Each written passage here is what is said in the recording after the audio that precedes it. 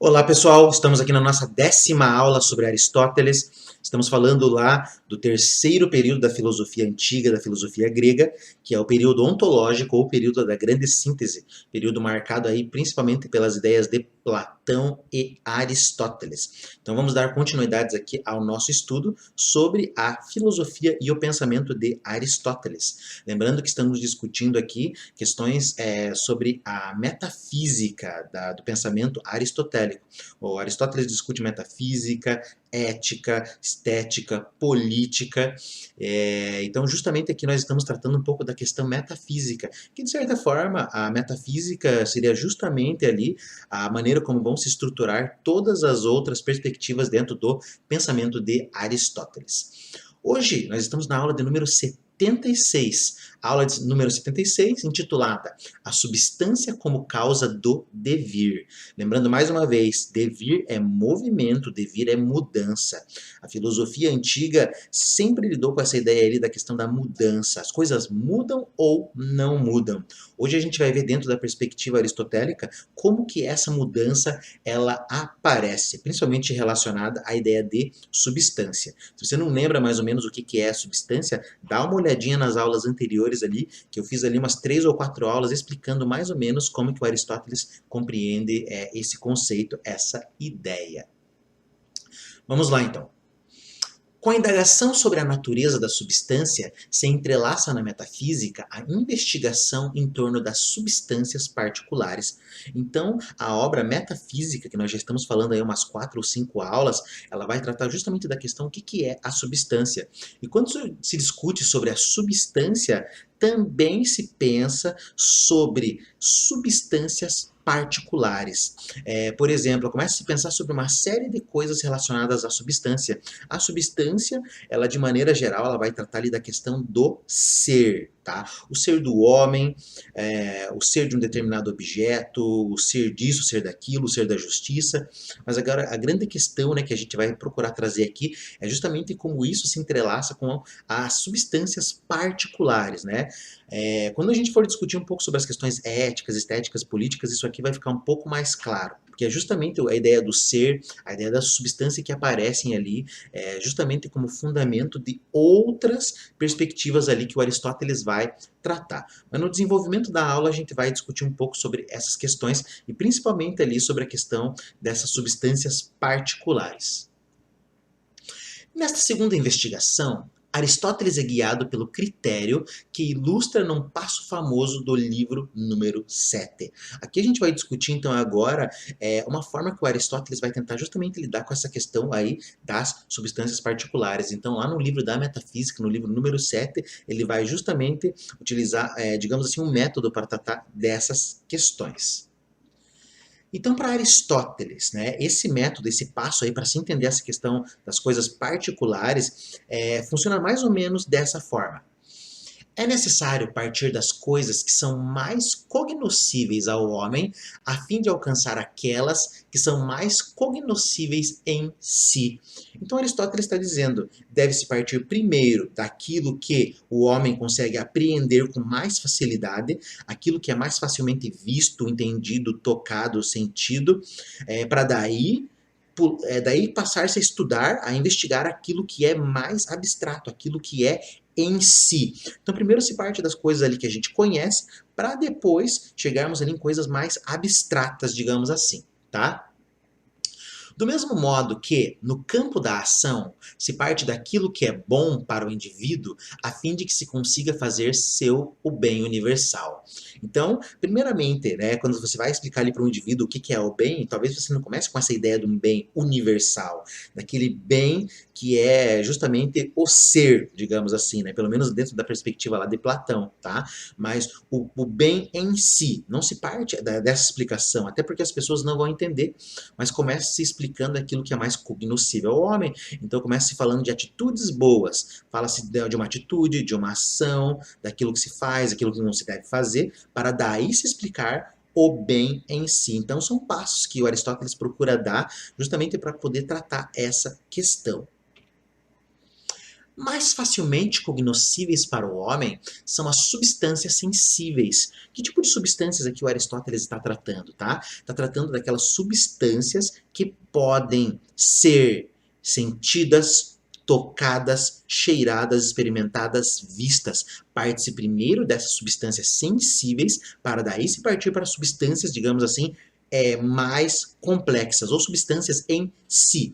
Complexo aqui eu não estou falando naquele sentido do Edgar Morin, lá da teoria dos sistemas, que justamente trata a questão do complexo como digamos, um conjunto de elementos, mas complexidade aqui eu estou falando no sentido mais de dificuldade, digamos assim, de uma coisa assim que não é percebida tão facilmente.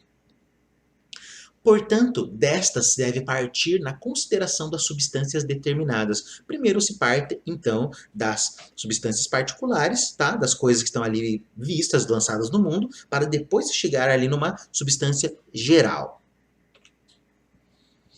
E dado que estão sujeitas ao devir, trata-se de saber que função desempenha a substância no devir. Então, quando se começa a análise assim, dessas substâncias particulares, a primeira coisa que você percebe, tá? Eu consigo ver essas coisas, eu consigo experimentá-las, mas todas estão sujeitas ao devir. Mais uma vez, todas estão sujeitas à mudança, ao movimento. As coisas nascem, crescem, morrem. As coisas são construídas e vão lá e se degradam, são consertadas e depois se degradam de novo. Então veja o movimento, as coisas estão se movimentando, as coisas estão em movimento. Então, a grande questão é qual é o papel da substância dentro desse devir, dentro desse movimento, dentro de toda essa mudança. Discutimos já na nossa primeira aula, quando a gente falou sobre a substância, falamos um pouquinho disso, que a substância também é responsável pelo devir, também é responsável pelo movimento. Mas vamos ver como que isso aparece aqui dentro da teoria do Aristóteles. Tudo aquilo que devém tem uma causa eficiente, que é o ponto de partida e o princípio do devir. Tudo aquilo que muda, tudo aquilo que se transforma, tudo aquilo que vira uma outra coisa, ela tem uma causa eficiente. Causa eficiente, a gente vai ver ali as 4 causas para Aristóteles. A causa eficiente é aquilo que faz a coisa mudar. O que faz as coisas mudarem? O que faz eu, né, ser um feto, de repente ser uma criança, de repente ser um adolescente, hoje ser um adulto e amanhã um velho, se é que eu vou viver até amanhã. Mas a questão é, o que faz esse movimento, tá? O Aristóteles vai dizer isso aí é causa eficiente. Algumas causas eficientes, obviamente, a gente tem a resposta, a gente sabe, o que me faz envelhecer é a degradação dos átomos, das moléculas, meus órgãos vão parar de funcionar, a questão dos nutrientes, etc e tal. A maneira como eu me alimento, tudo isso é causa eficiente ali que, de certa forma, vai gerar uma mudança, né, na minha realidade, no meu mundo. Embora, né, a questão da velhice, da adolescência, da juventude, isso aí é uma coisa que não pode ser barrado, digamos assim, né? Então, qual que é a causa eficiente disso tudo? Qual que é a causa eficiente? O que faz ali um pedaço de madeira virar uma estátua? O que faz ali um conjunto de ferro virar um carro, virar um avião, etc? O que faz isso é a causa eficiente, que é geralmente aquele que faz a causa. É o que faz a causa, que faz a coisa ali se movimentar, tá? Então, para algumas causas eficientes nós temos resposta, outras não, mas a causa eficiente é aquilo que justamente ocasiona o devir. É o princípio do devir, é o princípio de partida. Essa discussão sobre o movimento ou não, lembramos que isso aí já é bem antigo, lá da época do Heráclito, do Parmênides. O Heráclito vai afirmar que o movimento é perpétuo, só existe o movimento, tá? Parmênides vai dizer que o movimento não existe, o movimento é uma grande ilusão. Certo? A gente viu também ali com Platão essa questão ali do movimento, a ideia não tem movimento, não tem movimento, a essência do real, da realidade, a ideia, a forma, o bem, etc., não tem mudança. A mudança é uma coisa dada pelos sentidos. É justamente aqui quando a gente se prende nesse mundo dos sentidos, tá? No mundo empírico, digamos assim. Já para Aristóteles, justamente esse movimento é causado pela própria substância. E esse movimento é dado pela causa eficiente. É uma causa eficiente ali que vai movimentar as coisas, mas não é a única causa que faz parte da substância. A substância tem 4 causas, se apresenta ali como 4 causas que a gente já vai dar uma olhada. Devém alguma coisa, por exemplo, uma esfera ou um círculo, que é a forma ou ponto de chegada do devir. Então aqui a gente vai entrar já em umas questões mais complexas, mais complicadas, porque além de, digamos assim, da gente pensar assim, uma coisa se transforma na outra, justamente por causa de uma ação de uma causa eficiente, a causa eficiente não consegue explicar, na verdade, tudo aquilo que existe no real. É necessário que Aristóteles explique outras causas para poder, digamos assim, explicar como que o mundo funciona. Se fosse só pela causa eficiente, isso aí não daria certo. Essa ideia da causa eficiente vai aparecer, por exemplo, lá no argumento do Tomás de Aquino. O Tomás de Aquino, e também ali no Aristóteles, a gente vai ver mais para frente, o Tomás de Aquino vai dizer que a causa eficiente das coisas é Deus, obviamente, né? É Deus que é causa eficiente sem ser causado. O Aristóteles vai trazer a ideia do motor imóvel, o motor que move a tudo, mas não é movido. E acho que é justamente essa a ideia. O Aristóteles vai tentar mostrar que existem outras causas ali que conseguem explicar como que o mundo funciona então. A realidade se movimenta. Esse movimento é dado por essa causa eficiente, tá? Então é isso que a gente tem que se ater por enquanto. E devém de alguma coisa que não é a simples privação dessa forma, mas a sua possibilidade ou potência, e se chama matéria. Então a matéria, ela representa algo. A matéria, na verdade, é aquilo que dá possibilidade para as coisas serem. Mas, para a matéria ser algo, ela necessita de uma coisa chamada forma, o que nós já discutimos também nas aulas anteriores. Então, aqui o papel da matéria e a forma vão fazer justamente ali o papel da substância dentro da perspectiva de Aristóteles. A substância é dada ali pela matéria e pela forma. As coisas são informadas em uma matéria. Mas a causa eficiente só faz o movimento, ela só faz a matéria virar algo. O que cria a matéria? O que cria essa forma? Tá? É isso que Aristóteles vai trazer também ali com as suas outras teorias ali sobre as causas, né? Outras formas de causa. O artífice que constrói uma esfera de bronze, como não produz o bronze, tampouco produz a forma de esfera que infunde no bronze. Veja, o artífice, o artesão, ele vai pegar o bronze, tá ali o bronze, e vai transformar numa esfera de bronze. O artífice criou a esfera de bronze. O artífice, ele é a causa eficiente da esfera de bronze, óbvio, porque foi ele que fez, ele que pegou aquele bronze e tornou aquilo uma forma, ele fez aquilo se tornar algo, então ele usou a causa eficiente e fez aquilo entrar em devir, ou seja, mudar. Mas o artífice não criou o bronze e também não criou a forma redonda. A forma redonda não foi criada pelo artífice, já existe essa forma redonda. Aonde que existe? Como forma. Mas ele teve essa ideia da redondeza, digamos assim, da esfericidade, e só construiu ali uma esfera de bronze. Mas ele não produziu a esfera. Ninguém produz a esfera, né? Ele não produziu também o bronze, certo? Então veja, ele é causa eficiente, mas existem outras causas que estão em jogo ali, que sem essas causas, a causa eficiente não conseguiria fazer o seu papel. O artífice não faz mais que dar a uma matéria pré-existente, o bronze, uma forma pré-existente, a esfericidade. Veja, o artífice, ele colocou em movimento o bronze, transformando numa esfera de bronze. Mas não foi ele que criou o bronze, não foi ele que criou a esfera, a forma de esfera, tá? A forma de esfera já preexiste à esfera de bronze. O bronze já preexiste a esfera de bronze também. Então veja, isso aí já existe no real, na realidade. E qual que é a causa da esfera? Qual que é a causa do bronze? A gente já vai dar uma olhada. Se tivesse de produzir também a esfericidade, teria de atirar de alguma outra coisa, como tira do bronze a esfera do bronze. Se o artista tivesse que criar a esfera, ele teria que tirar essa esfera de algum lugar para poder criá-la. E assim até o infinito. Então você não cria essa esfera. Porque veja assim, ó, eu vou criar uma esfera de bronze. Para eu criar uma esfera de bronze, eu tenho que tirar o bronze de algum lugar. Tirei o bronze, pronto, criei a esfera de bronze. Beleza, falei do bronze. Mas agora, a esfera, a forma esférica. Da onde que eu vou tirar a forma esférica para colocar a forma esférica ali? Não tem como tirar de um lugar para colocar. Tá entendendo? Porque isso é só forma. Eu não tiro a esfera da natureza para colocar a esfera no bronze. Não tem como fazer isso. Tá? Então essa é a questão que Aristóteles se propõe. Veja, uma questão metafísica, uma questão bem complicada aí, tá? Uma questão bem complexa. E a gente se pergunta, para que serve isso? O que eu vou fazer com isso na minha vida?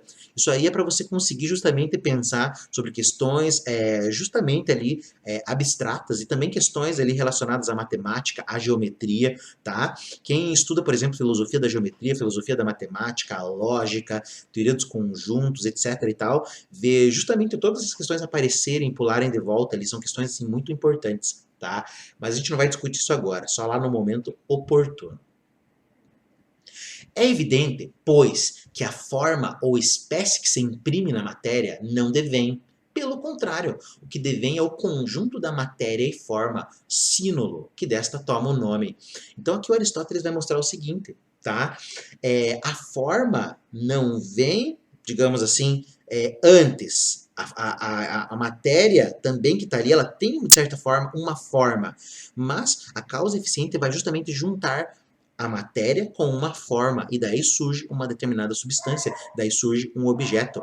Um homem, vamos supor, eu sou formado por átomos, sou formado por moléculas. Se você separar todos esses átomos e essas moléculas, você não vai saber que isso aí pertence ao William, que pertence a mim, que pertence a você. Não, somente vai saber o que é o William quando tudo estiver junto, quando a matéria, toda a matéria, átomo, moléculas, etc, estiver junto com a minha forma. Daí você vai falar, esse é o William. Mas se você separar tudo, não tem como você saber. Então é isso, aí é que tá. A causa eficiente vai justamente ali tratar da questão da matéria e da forma, justamente através desse movimento, muitas vezes transformando uma matéria numa forma e informando aquela matéria, tá? E tudo isso na filosofia do Aristóteles tem o nome de sínulo, que é o conjunto de matéria e forma, tá bom? Questão filosófica aqui, tá? Matéria sem forma provavelmente não existe, até onde a gente saiba. Não existe matéria sem forma. Mas será que existe uma forma sem matéria? Aí é que tá, essa é uma questão filosófica também. Não vou responder nessa aula. Não, acho que talvez não responda nunca. Mas a gente pode começar a tratar, pensar nessa questão, né? O que responderia Platão em relação a essa questão, né? Existe forma sem matéria? Tá? Dá uma olhadinha nas aulas anteriores ali, vai pensando nessa questão aí, se for interessante ali para vocês, tá? A substância como matéria ou como forma escapa ao devir. Então veja, existe uma substância que está sujeita ao devir, que é o próprio devir. Essa substância está ali justamente submetida à causa eficiente. Mas existe uma substância que ela é forma, só forma, e ela não está sujeita ao devir. Olha só, veja só, olha só que interessante, é uma questão lógica. O círculo vai mudar? O círculo muda? O triângulo muda? O quadrado muda? Não. Essas figuras nunca vão mudar. O triângulo sempre vai ser o triângulo, o círculo sempre vai ser o círculo. Isso não muda. Por que não muda? Porque não está sujeito ao devir, não está sujeito à mudança, não está sujeito ao movimento. Mesma coisa a questão da matéria. A matéria muda, a matéria se transforma, tá? Aí a gente pode parar para pensar, né? Vou usar um exemplo que talvez nem sei se é o exemplo adequado. Vamos pensar nos elementos ali da tabela periódica. Os elementos da tabela periódica são matéria, obviamente, né? Você tem hidrogênio, você tem carbono, tem oxigênio, um monte de coisa. Mas o hidrogênio sempre vai ser o hidrogênio, o carbono sempre vai ser o carbono, o oxigênio sempre vai ser o oxigênio. Todos os elementos ali da tabela periódica sempre vão ser eles. Quando você mistura eles com alguma coisa, aí eles viram uma outra coisa. Tá? Por exemplo, você pega ali o hidrogênio mais o oxigênio, vira água. Então acho que essa é a questão. A matéria pura não muda. A forma pura também não, porque elas não estão sujeitas ao devir, tá bom? Ao qual, pelo contrário, se submete a substância como sínulo. Então, a substância como sínulo, quando você tem a junção de matéria e forma, isso sim está sujeita ao movimento, à mudança, ali justamente porque tem sempre uma causa eficiente mudando as coisas. A substância como matéria ou como forma escapa ao devir. Aqui, bom, essa parte ali a gente já leu, a gente já trabalhou, tá? Isto não quer dizer que haja uma esfera à parte das que vemos ou uma casa fora das construídas com tijolos. Aí é que tá. Dentro da filosofia platônica, existe uma esfera, sim, independente da esfera no mundo real, sim. Existe uma essência de um homem sem matéria? Sim, a princípio existe a ideia. Aqui na filosofia do Aristóteles vai dizer que não. Não há uma esfera no mundo jogada, não há uma casa sem ser construída. Ah, eu tenho a ideia de uma casa. Existe uma casa enquanto ideia antes da casa construída. Não, não existe, tá? Então essa é a questão ali trabalhada na filosofia aristotélica, tá? Não quer dizer que tenha uma esfera à parte e uma casa à parte, ok? Se assim fosse, a espécie não se converteria nunca numa realidade determinada, isto é, esta casa ou esta esfera.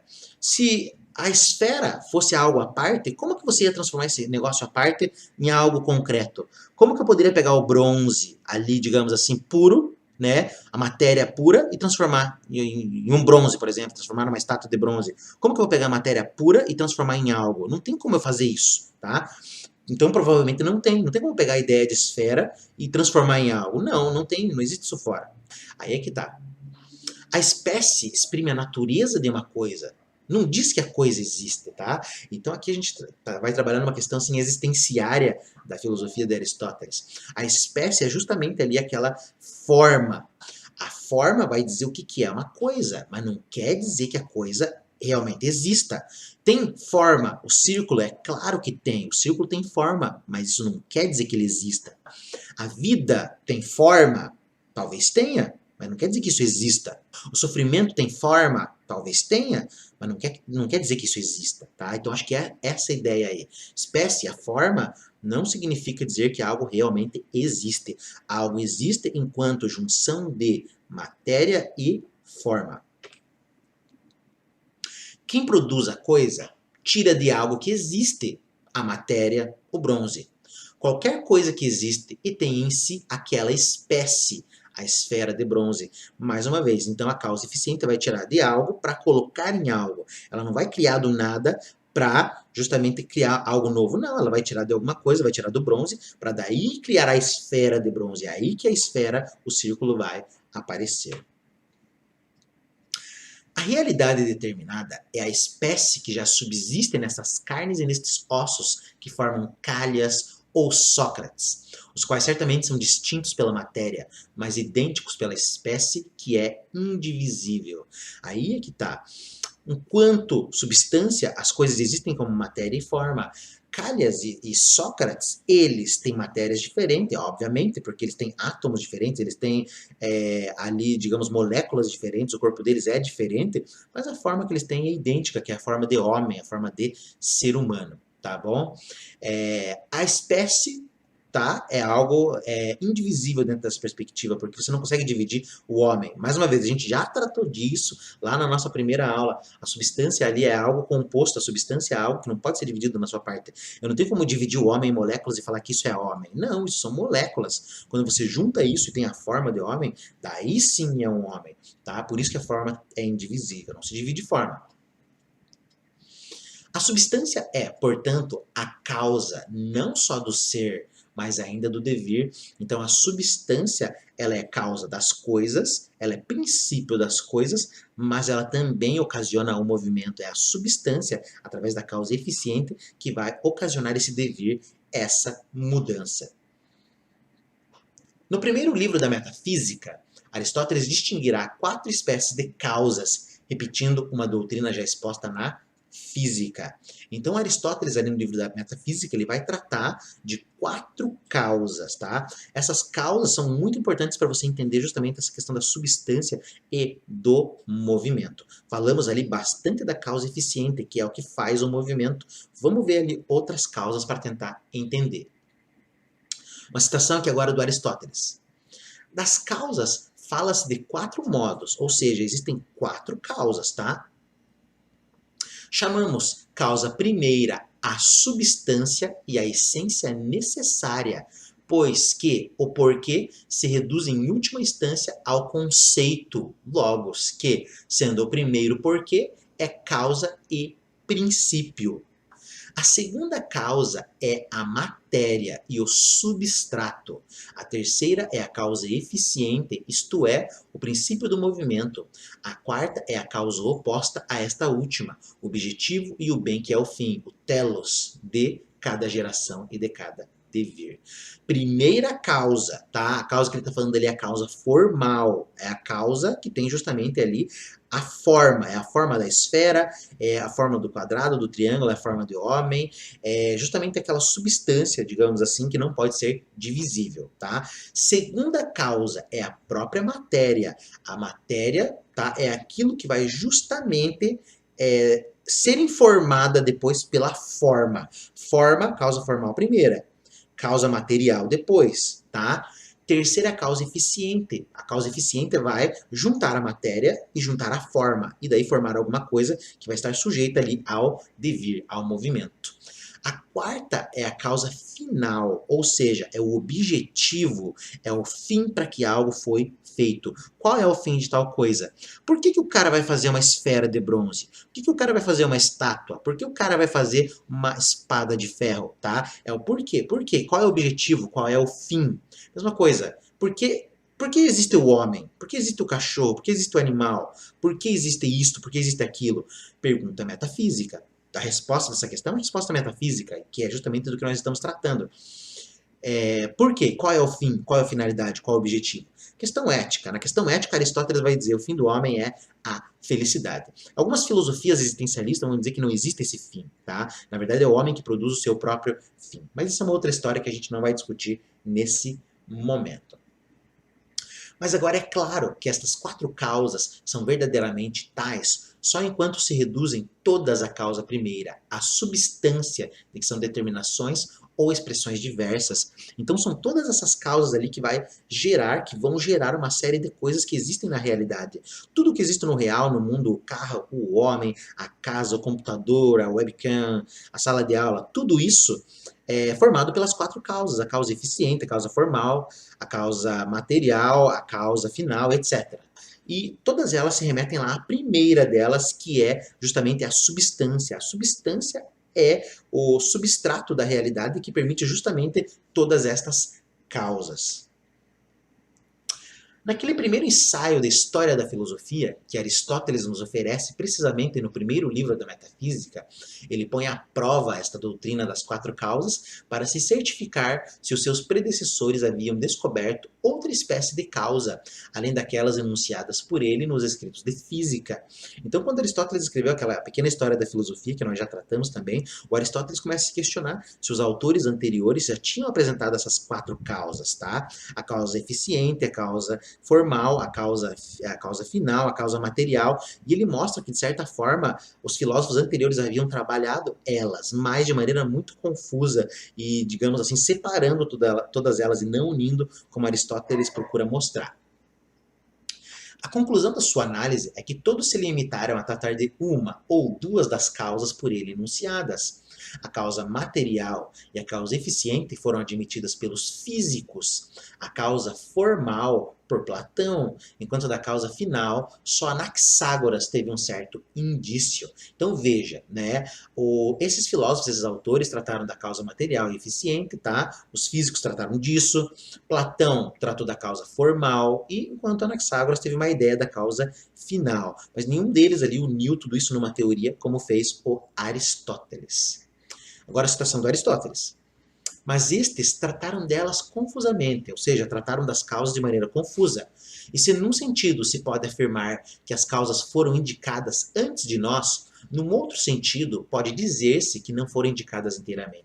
Então, enquanto os filósofos falaram realmente daquelas causas, eles falaram, só que eles não souberam apontar aquilo claramente. O Aristóteles está mostrando, existem causas, essas causas ali têm a ver com a substância. Os autores anteriores não mostraram isso, né? Eles trataram, sim, mas não apontando justamente a diferença entre essas causas.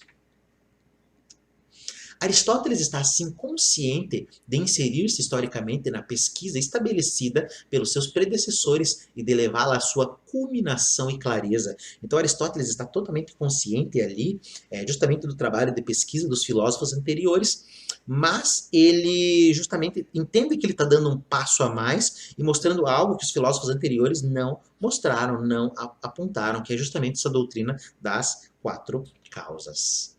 O objetivo que se propôs parece-lhe sugerido pelos resultados históricos que a filosofia conseguiu antes dele.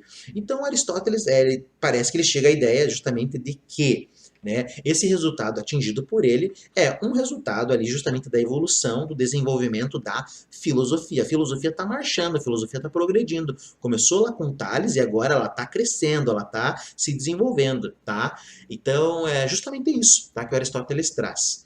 Então é isso, pessoal. Hoje tratamos um pouquinho aí mais sobre a questão da substância, tá? Próxima aula vamos continuar ele falando do Aristóteles, né? Serão, se não me engano, 18 ou 19 aulas ali sobre o pensamento de Aristóteles. E vamos continuar ali conversando sobre as ideias desse pensador. Qualquer dúvida que vocês tiverem, deixa ali nos comentários, tá, pessoal? Então é isso. Um grande abraço a todos. Nos vemos aí no próximo encontro.